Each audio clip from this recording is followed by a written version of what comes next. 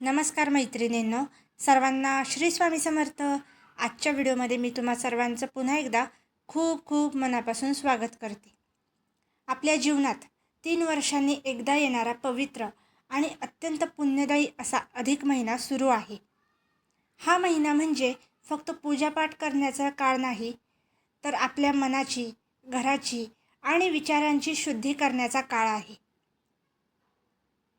आपण अनेकदा देवपूजा करतो, व्रत करतो, दानधर्म करतो, पण आपल्या घरात काही अशा वस्तू ठेवतो ज्या नकारात्मकता, आळस आणि अशुभ ऊर्जा वाढवतात।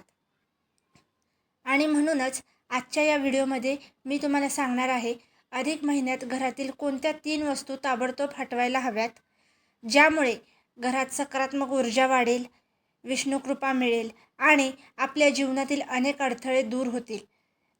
त्यामुळे हा व्हिडिओ शेवटपर्यंत नक्की बघा, कारण आजची ही माहिती तुमच्या घरासाठी आणि भविष्यासाठी खूप महत्त्वाची ठरू शकते। त्यामुळे व्हिडिओला एक लाईक करा।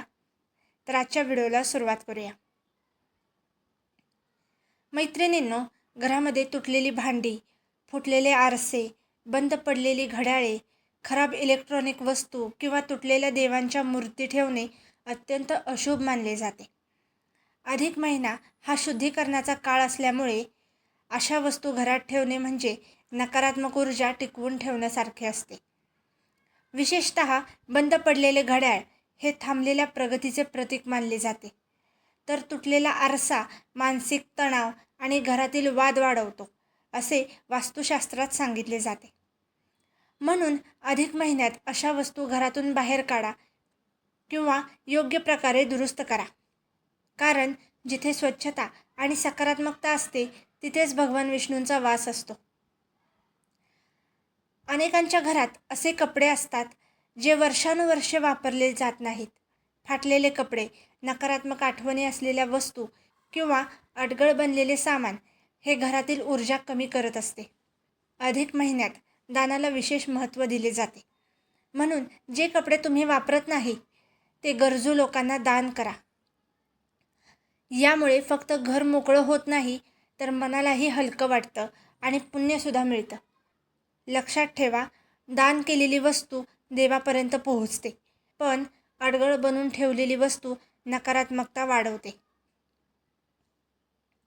नकारात्मक विचार आणि भांडणाचे वातावरण। मैत्रिणींनो, ही वस्तू दिसत नाही, पण घरातील सर्वात धोकादायक गोष्ट असते। घरामध्ये सतत राग, ओरडा, भांडणं, कटू शब्द आणि नकारात्मक बोलणं असेल तर त्या घरात कितीही पूजा केली तरी शांतता टिकत नाही। अधिक महिना आपल्याला संयम, सेवा आणि भक्ती शिकवतो।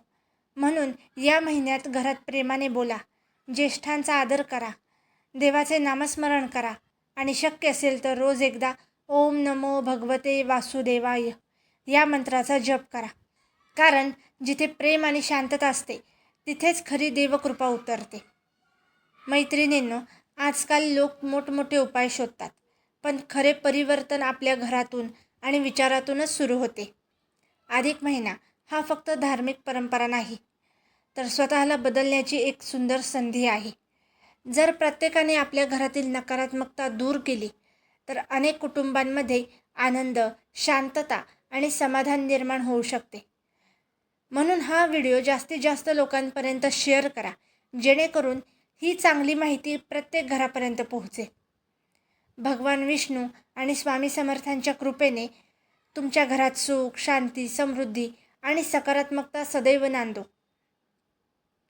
अधिक महिन्याचे हे पवित्र दिवस तुमच्या जीवनातील सर्व अडथळे दूर करून नवीन आनंद आणि यश घेऊन येवोत। जर आजचा व्हिडिओ तुम्हाला आवडला असेल तर व्हिडिओला लाईक करा, शेअर करा आणि चॅनलला प्लीज सबस्क्राईब करा।